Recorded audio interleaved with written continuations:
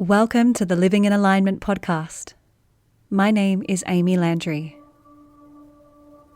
Through a collage of conversations, here we distill mindful living and timeless wisdom within a modern, everyday context. Thank you for being here. Melanie McLaughlin has been practicing, teaching, and experiencing all that yoga has to offer since her lengthy sojourn in India 20 years ago, where she stayed on to complete her first of many teacher trainings. She has trained with some of the world's most respected teachers of yoga, energetics, and bodywork, and her real passion is Yin Yoga, which, fused together with her studies in traditional Chinese medicine and Qi Gong, Mel found a platform to create her own unique teaching style, which is a blend of Western and traditional Indian and Taoist approaches. She now includes all of this knowledge and experience into her own teacher trainings and workshops globally. One of the original leading teachers to bring Yin Yoga into the public eye in Australia and build a Yin community from the ground up, Melanie is now the director of her very own The Yin Space online, and is based in Sydney, Australia, teaching in person at Body Mind Life. Mel is deeply curious about the energetic and esoteric, and includes this in her teachings with the belief that we cannot address one body without the other. As an avid student of Paul Grilly, she is a registered senior teacher blending the physical, mental, and energetic bodies together within the context of Yin Yoga and teaching in general.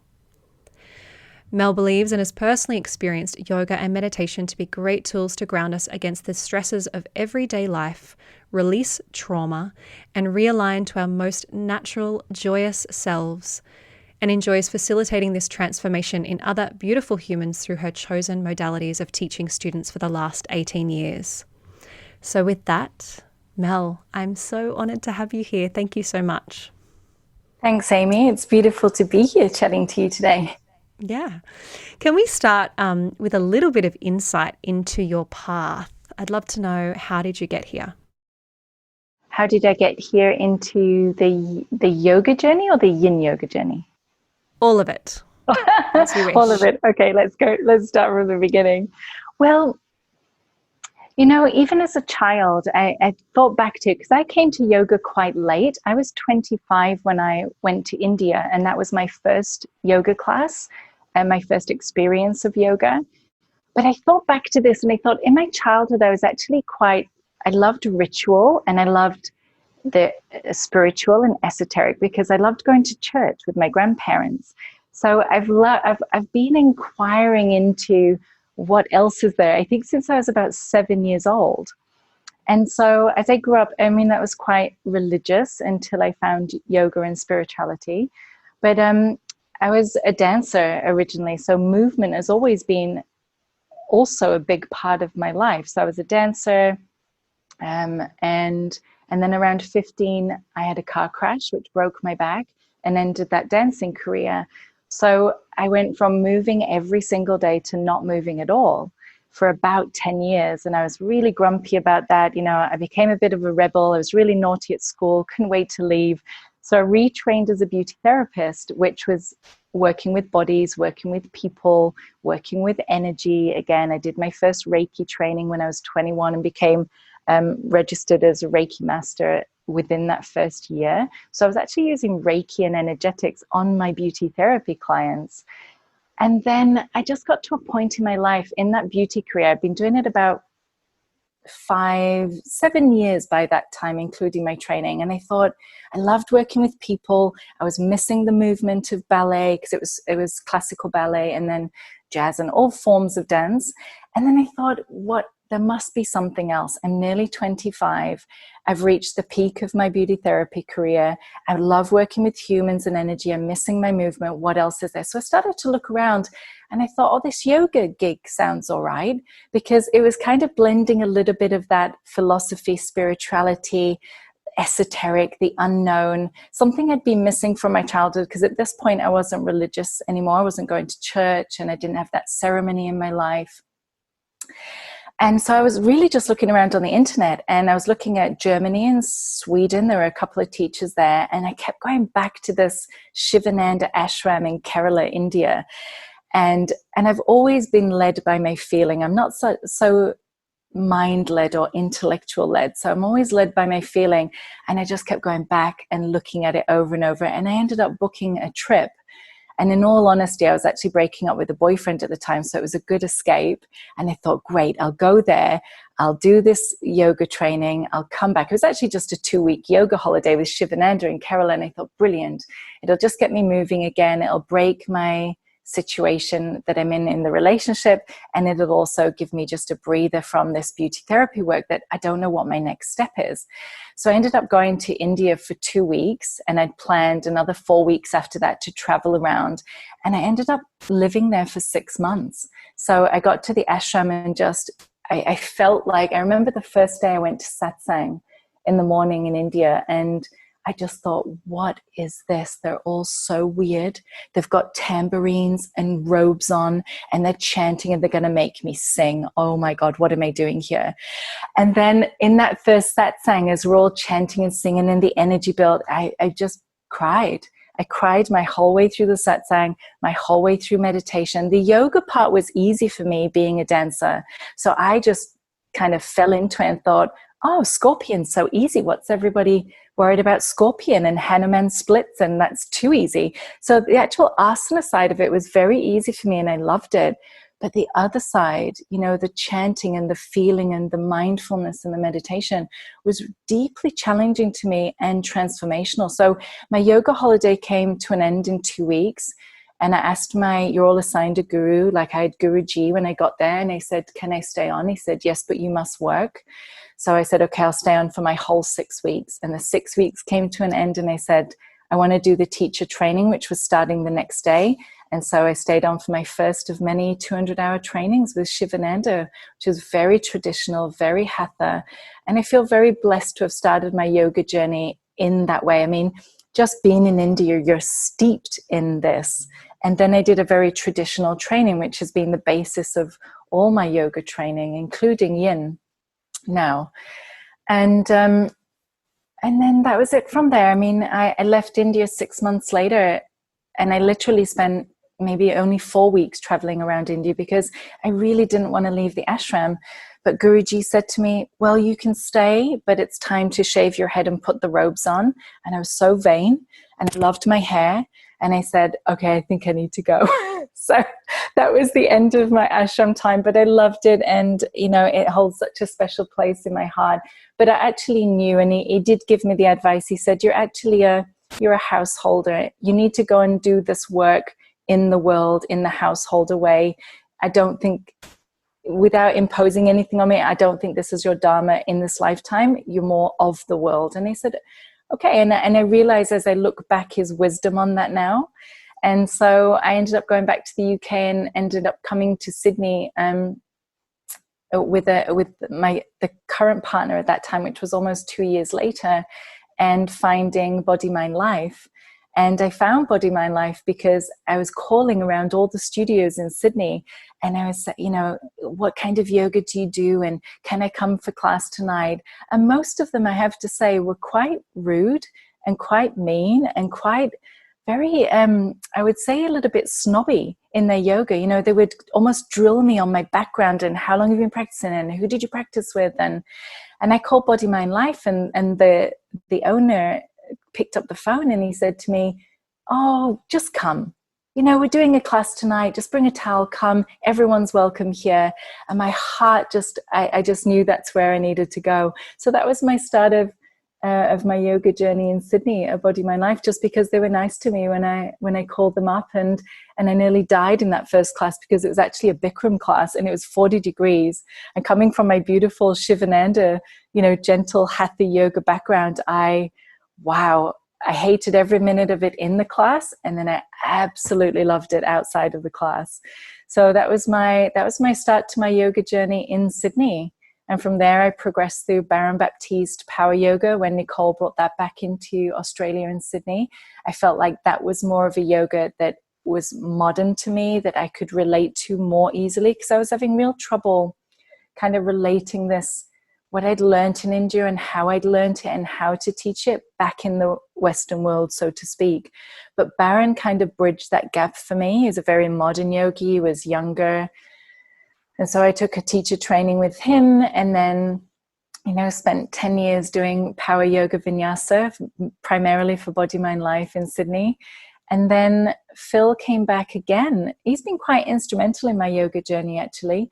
He came back from a big yoga conference and gave me Paul Grilly's book and did a class for us. And nobody else really liked it. But again, the same feeling I'd had when I first got to India. And then I found Baron and power yoga. And then I found Yin and Paul Grilly. And it's the same energetic feeling of, it's like when you go and you put an old pair of jeans on that just fits right. I went, this is my next step. After a decade of yoga, more yang yoga, it just came to me right at the right time. That's what I'll say about Yin. It sounds like your journey, as cliche as it is to say, was very synchronistic. That's how it sounds. Yeah, very and interesting. I never imagined in my whole life that I would be a teacher, that I would teach teachers and stand up in front of hundreds and potentially probably thousands of people now in my teaching lifetime over 20 years. That was never the plan. And, they say that you fall into your dharma, your calling calls you. And I really feel that about yoga. It was never on my plan. I just went for a yoga holiday to escape a relationship and to see what my next step from beauty therapy was going to be. And so I think it's been very synchronistic. I feel like I've really been guided into this life. Certainly, a lengthy trip in India will catapult you onto some kind of wild path for sure. And there are many times I've been bawling my eyes out leaving India. And as you said, with the context of translating, quite traditional practices, we don't have the cultural context here in Australia. And that can be very disjointing to embody when the people around you haven't had that experience in itself. And so I can really appreciate that, I guess, that need to explore other ways of teaching and experiencing yoga, definitely. And as you reflect back on this incredible journey, really, can you think of a particular book that was really significant that maybe guided you on this path? Not so much a book. So when I was in India and we did all the teacher training, I loved the Bhagavad Gita. So for me, it wasn't a book because I had a philosophy teacher. So the teachings came straight from him, but it was the Bhagavad Gita. But I actually read the book many, many years later. So the Bhagavad Gita I know it's very esoteric and it's a story and it's a concept and it's a philosophy, but I like storytelling. I think that people learn through storytelling and emotion, and so that set me on a path of, wow, I'd never really thought about that. I mean, I'd had the angels, kind of angels and demons, from the Bible in my religious upbringing, but I really loved these concepts and ideas that came through the Bhagavad Gita. So that really set me on that seeking path about myself and the world. And then Baron Baptiste's book Journey into Power was really transformational for me, and I shared that with a lot of students, and I used to read from that a lot, and that allowed a lot of self-inquiry for me on the yoga path. And then really it was the book that Phil gave me, the Paul Grilly book. Paul Grilly is I might talk about him a little bit later in a bigger way, but he was very transformative for me because he's very anatomical and scientific.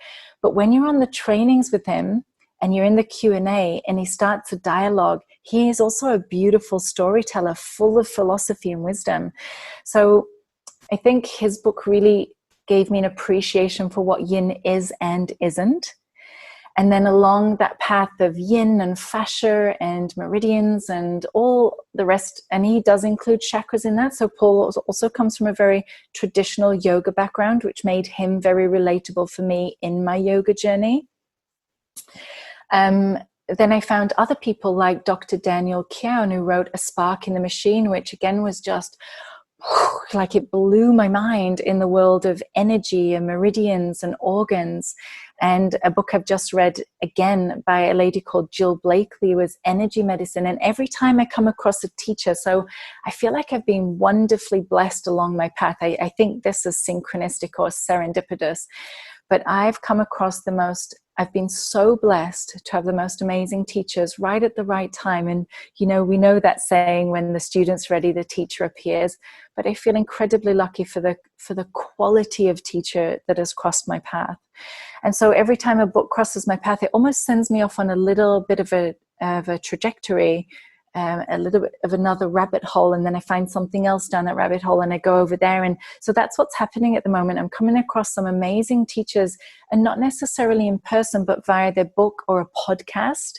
So I'm really loving podcasts right now, and books, and then I'll do an online training, or I'll travel to the States to see this teacher, and one keeps opening another door and another door, and I just keep following this. It's like I have a bloodhound nose for the medicine that I need, and then that seems to come out through what I need to share with my students and in my teachings. So I'm just following all the time. It's always energy for me.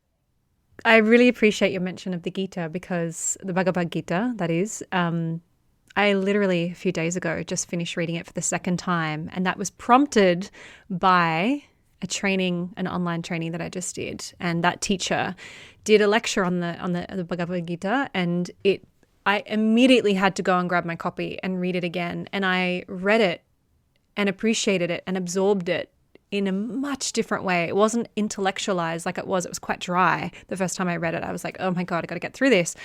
And now, through that relationship to teacher, which is so potent and powerful, I have seen it and absorbed it in such a different way. And I've written notes, and I feel like all these, it's like the secrets of the Gita are just coming through. There's just so much more nectar in there. And I think that's why when we can have connection to teachers with respect to what we're reading and learning and absorbing, that's when it becomes so powerful and so potent.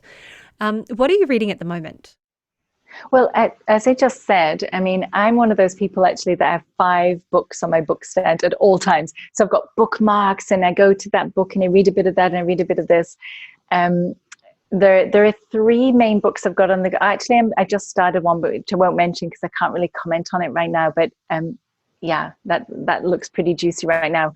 But the 3 books, Dan Keown, who wrote A Spark in the Machine, he just wrote a second book called The Uncharted Body, but it is a medical text. So I'm kind of wading through that, but it's so fascinating to me and I'm very interested in it. So I'm kind of wading through that. That's from an acupuncturist perspective. I've always got some kind of poetry on the go. So my favorites at the moment are Rumi, his just everyday classics. And then John O'Donoghue is a favorite. He's passed now, but he was an Irish priest who left the priesthood, but he wrote beautiful books like Anamkara and Benedictus.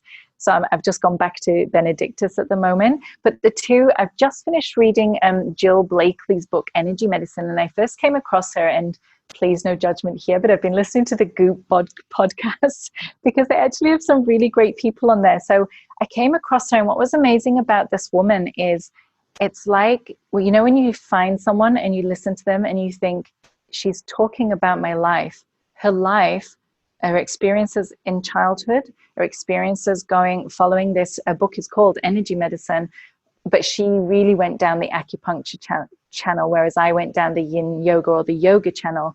But she was a seeker of energy. So she was an acupuncturist, but what she realized was going through her, treatments, that actually it was the energy that came through as she was doing that. So acupuncture was a modality for her. And this is really where I'm landing with Yin Yoga at the moment, or, all my life, if I look back, the Reiki and the beauty therapy and the massage was one modality of me using energy medicine. And then power yoga was another modality. And then Yin Yoga came along, and now there's the Qi Gong, and I've actually done Qi Gong healing. So more hands-on energy treatment. And And so I was very interested in her journey, and it's the science of acupuncture, Chinese medicine, and other healing methods. So I love it. And I've just gone back and read this for a second time, which is interesting because you said you just got something else out of the Bhagavad Gita. But I think that's because we obviously change. So we change, our filters are different, our understanding's different. So I read this book a year ago and I just reread it again and got something completely different from it. So anyone that's interested in, the meridians and the organs, but also the healing of that, because the needles per se don't do it, right? It's the qi that's in the meridians, that's in the organs, that's coming from the universe, that's coming from the healer. So it comes again back to this curiosity that I have about energy, humans, the universe, what qi is, or prana. So that's a brilliant book. I can highly recommend Jill Blakely's Energy Medicine. And then I'm also reading Marie Forleo's book. So Everything's Figure Outable, because actually we're in the yoga business. I'm a trainer. I travel the world. I run teacher trainings. I work in studios. I am the Yin Space. And so she's a heart-based entrepreneur. So how do you bring your business through heart-based perspective? And so I like to also keep a little bit on top of that. Like if I want to reach 1 million people, how do I reach 1 million people? Because it doesn't matter what you have to say. If there's no one listening, it's not landing anywhere. So I'm really loving her book. And especially since we went into this time that we're in with the virus, how we've all had to pivot our businesses. It's no longer in person. It's no longer hands-on. So how am I going to serve my community? How do we maintain community and connection? How can I support others while still honoring where I'm at in this situation myself? So that's been really great, just from a more business-based, but very heart-based entrepreneurial business space perspective. So they're my books that are on my book stand right now. And I go between between a few of them. I read a few pages of that and a few pages of that. And yeah. I'm the same. Don't worry. Marie's work is incredible. I did her B School a number of years ago now. And yeah, she's just really pivotal. And I think and anybody working in the health, wellness, spiritual sphere, I think would do well with, some grounded insight into, business, which can often feel uncomfortable and just like money and abundance and wealth. And Marie's certainly someone who is incredibly wise and experienced, but also a ton of fun at the same time. So yeah, yes. She's very fun. She is. Hey, speaking of energy, could we direct the conversation to a little bit more about Yin Yoga? So I would love you to share why Yin Yoga is so important, because I'm sure many people listening have been to a class, they've had a really incredible experience, they love it, but why is it so important that we have access to this practice? Well, I can only speak from my experience and perspective, but I think it's incredibly important, because I'm going to go back to, and I learned, as I said, I had a very generous teacher in Paul Grilly, not only as a teacher, but as a human being. And he is a yogi. So let's just take yoga as an umbrella. I don't think yin is special. I don't think it's more important, but I think it's really, really relevant, because it's the opposite to the yang. So if we're looking for, the Tao would say, walk the middle path. If we're looking for a balanced life, then we can't solely be yang. I love yang yoga. It's been my life for 20 plus years. So I love yoga in general. And I think what happened is that we went very, very yang. It's like we took only one branch of hatha yoga and we called it yoga. And, it's so much more than the physical asana. And then I found yin yoga along my yang yoga journey and realized that there was something really inherently missing in my practice. And I was doing many of the branches of hatha yoga. I was meditating, I was doing pranayama, I was doing the asana, I was doing the inquiry. Not so much the singing and the chanting. That dropped off a little bit after India, unfortunately, because I do love that. But I realized that there was something really missing. And I think a lot of people realize there's something missing when they come and sit in a yin class. and they experience what it's like to be in that other side of themselves.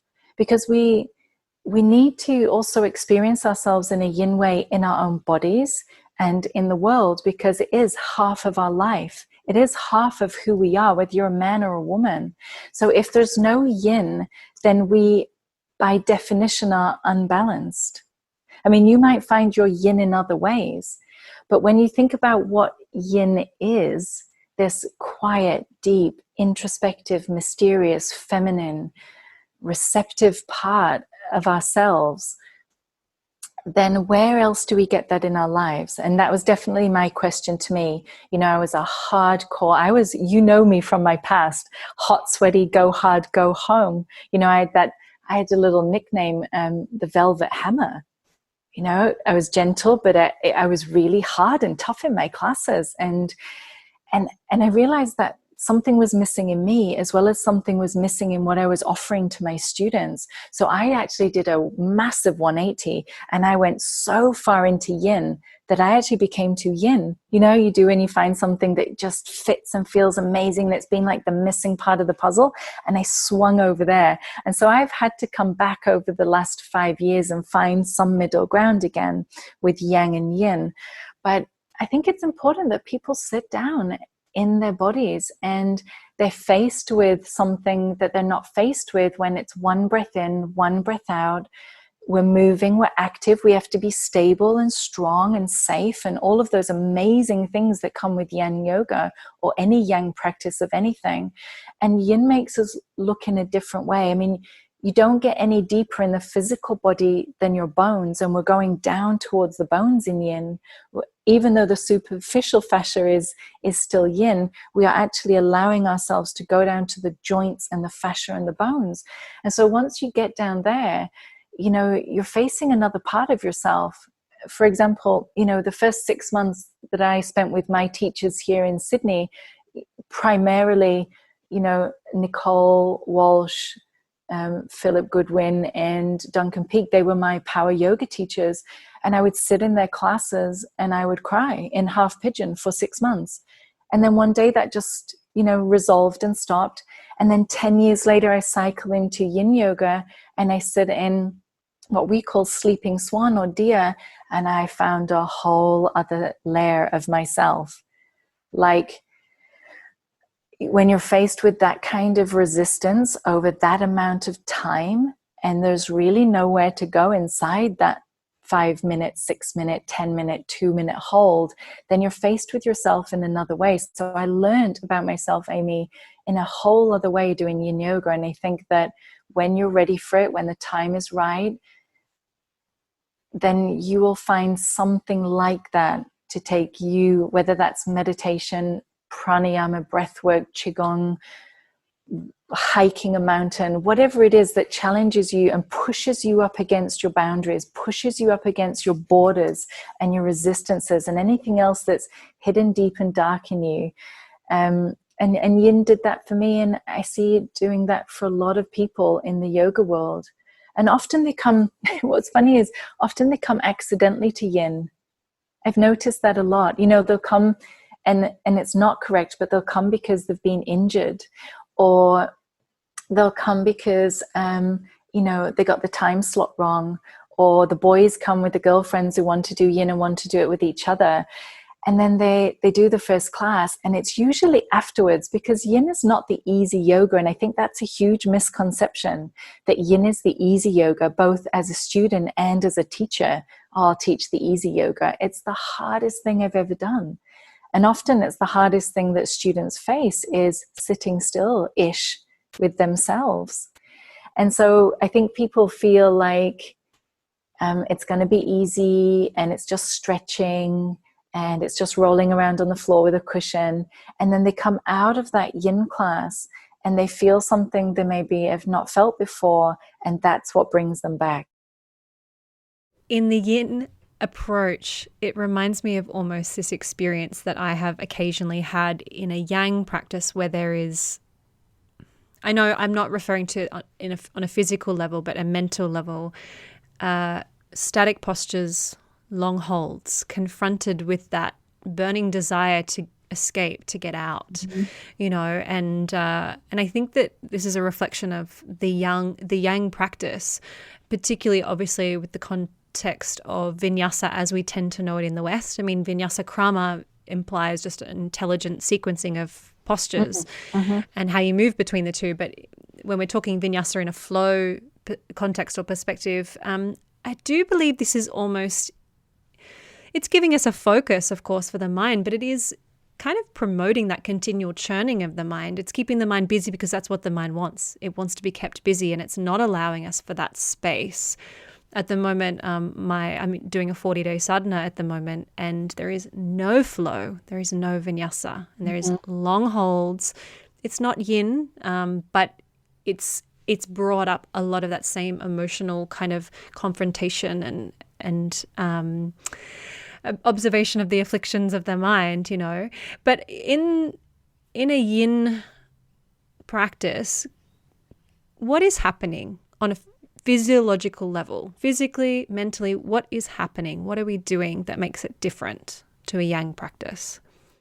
I'm kind of glad you asked that, because I just realized in all that chat then that, you know, we also don't want to scare people about yin yoga.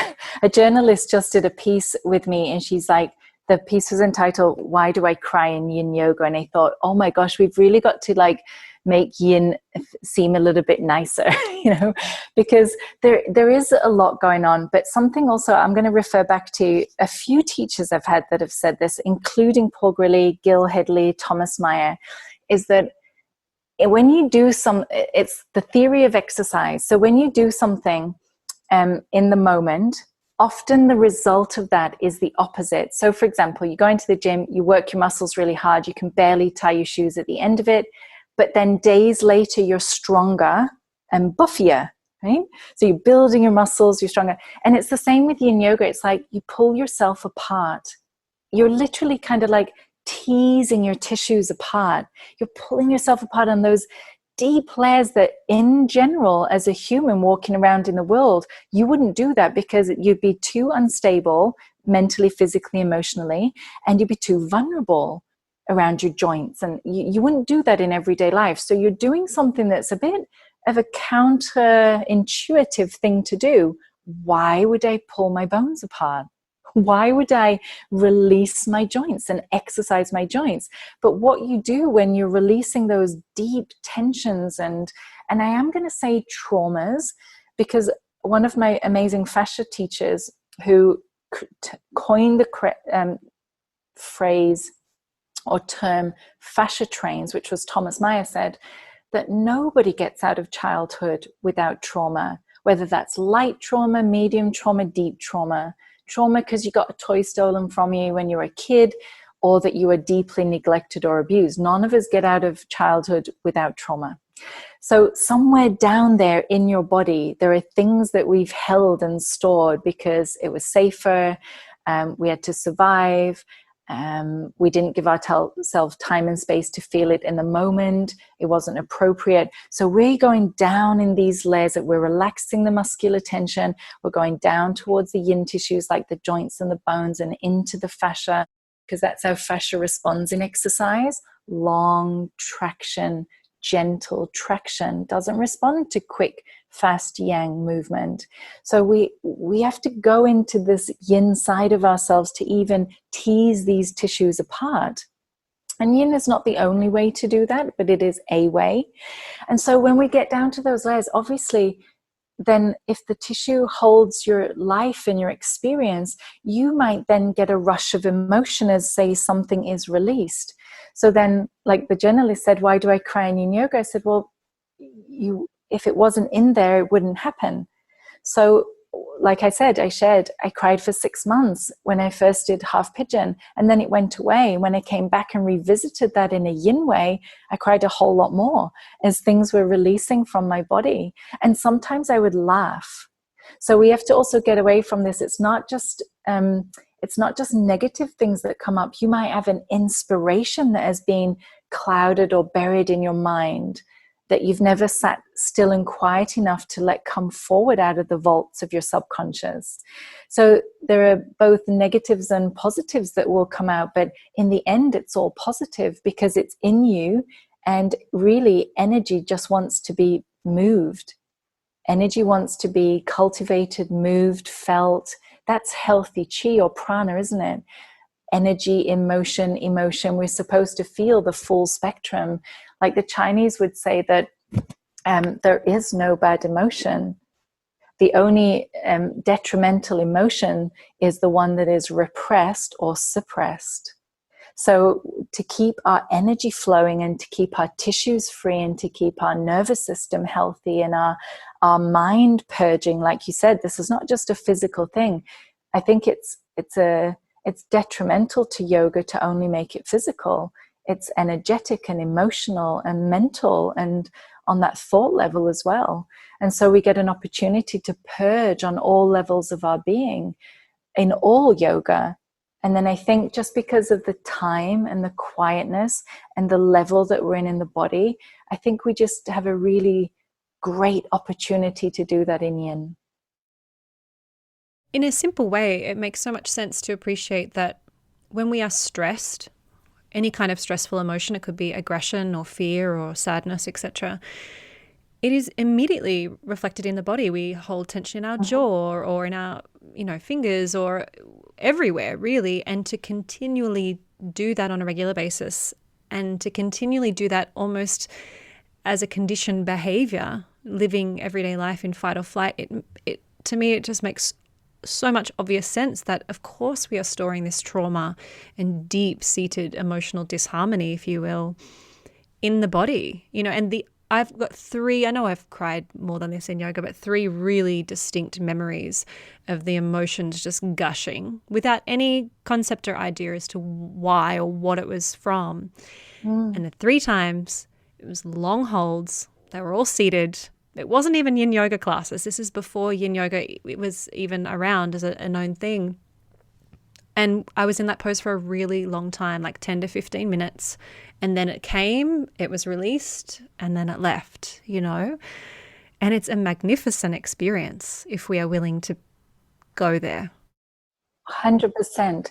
I mean, you could cry it out, you could laugh it out, you could dance it out. It could be any kind of movement, but to reboot our chakras, to reboot our meridians, to keep healthy organs and a healthy nervous system and a mind, we must allow this chi or prana to be moving and felt and released and also cultivated. So then if you free up this energy that's been held and locked in your body as well, then you have energy to use.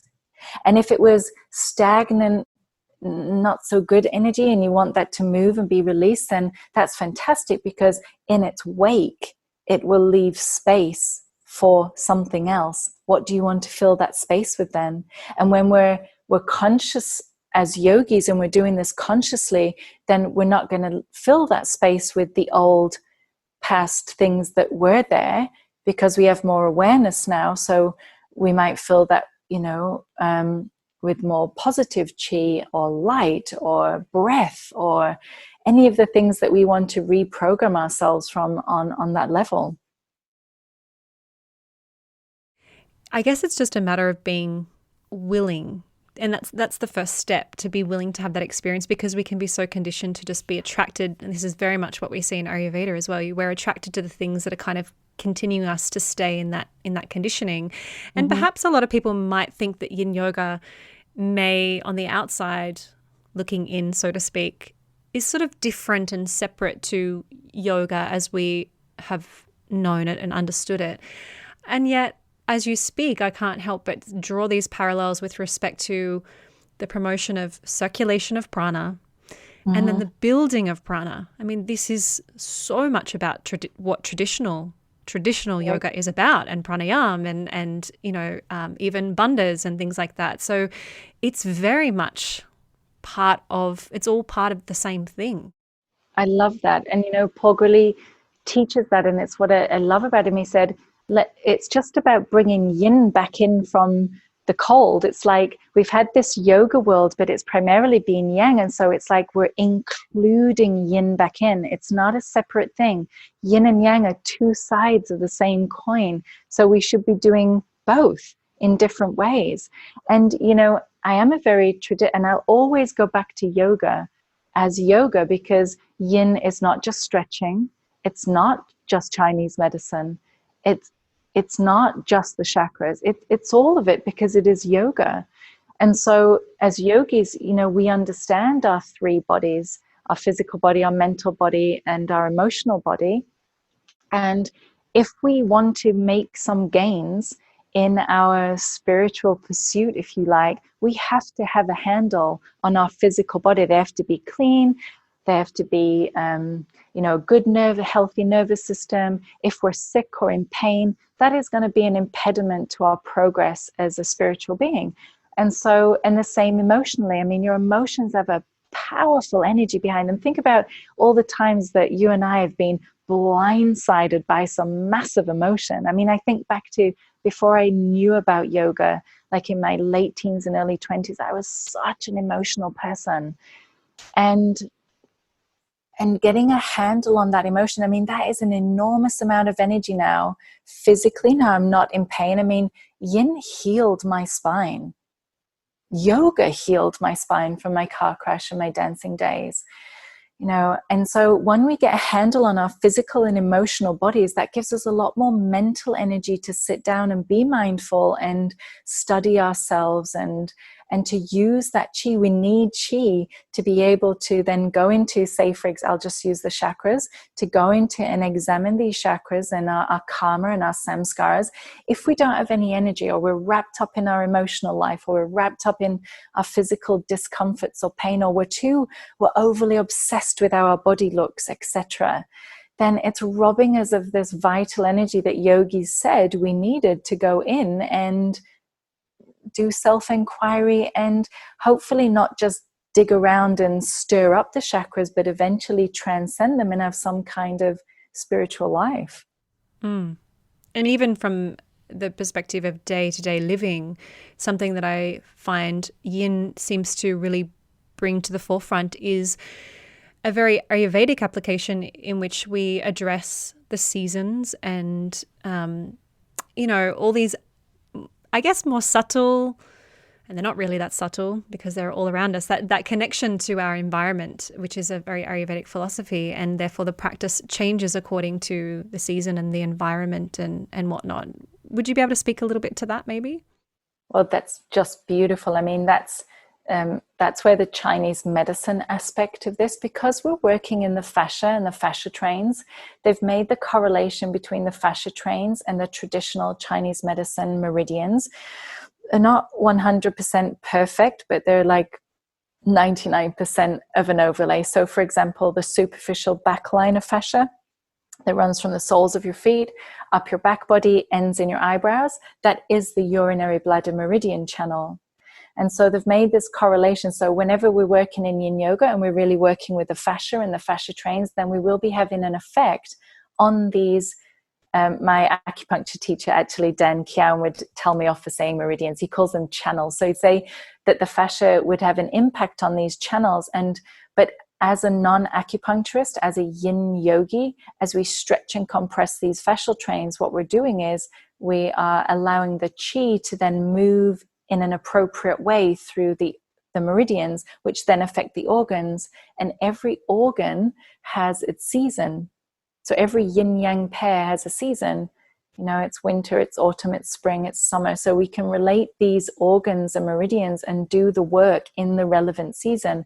It's not that we wouldn't use those organs or meridians or body parts outside of the season, but you are then supported by your environment by doing the work in those times. So it also, I feel like when I speak to these concepts in my class, it's allowing my students to then, especially in the city, to feel themselves, to remind them, oh, it's autumn, and I, as a body, am part of nature, and I will look at the trees dropping their leaves. What do I need to let go of? there's a cyclic nature to having and then releasing. And so as I bring these seasonal elements into the practices, I feel in some way, because it does it for me, it's allowing students to remember their place in nature, that we're not separate from it. And that's a beautiful thing. It's promoting that harmonious living. Yeah.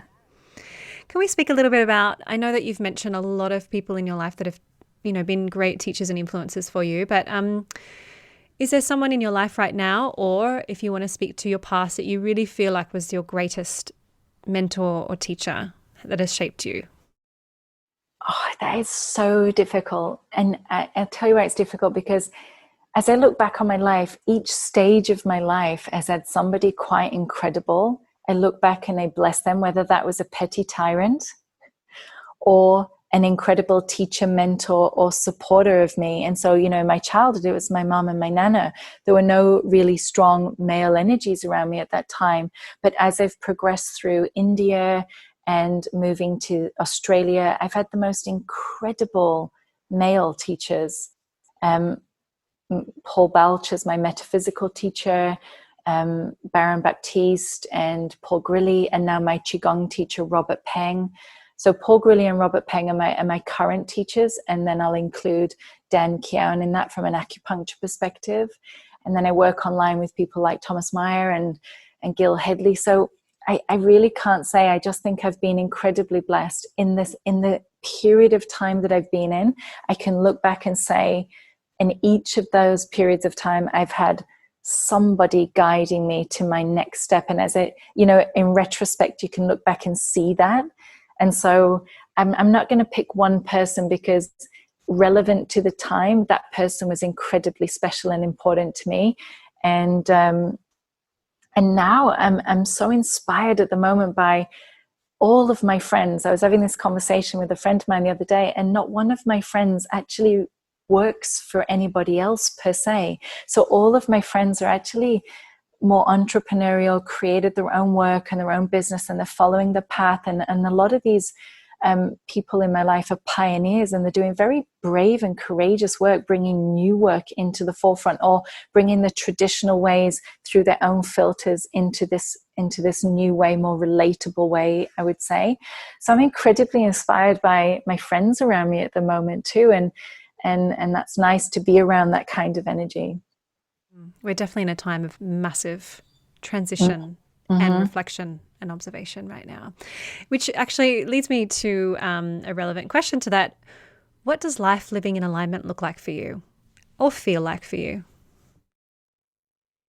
Well, I think alignment for me is actually about integrity. I wouldn't separate those two words, alignment and integrity. So I feel like integrity or alignment for me is when all the parts of me are in agreement. So if my mind and thoughts are thinking one thing, then I hope my mouth and hands are following.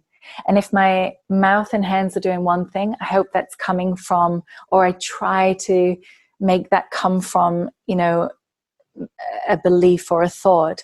And so, it's happened quite a lot just lately, because we've been in these very stressful times, and humans at the moment are reacting through their own filters and their own past and their own traumas to whatever, whichever part of fight or flight this has put people into. Is it fighting? Is it running? Or is it freezing?